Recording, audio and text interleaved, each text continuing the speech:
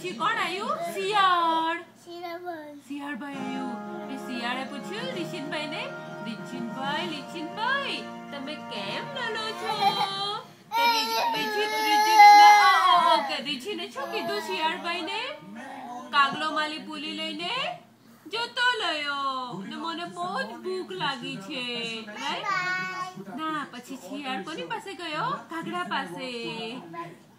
અને પછી શિયાળે કાગડાને શું કીધું? ના ઊંઘી નહીં કીધું. શિયાળે કાગડાને શું કીધું?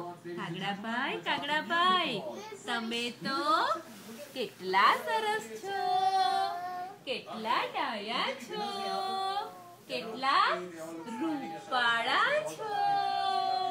તમે મારા માટે એક ગીત ગાશો? તો કાગડાએ કયું ગીત ગાયું રીશુ?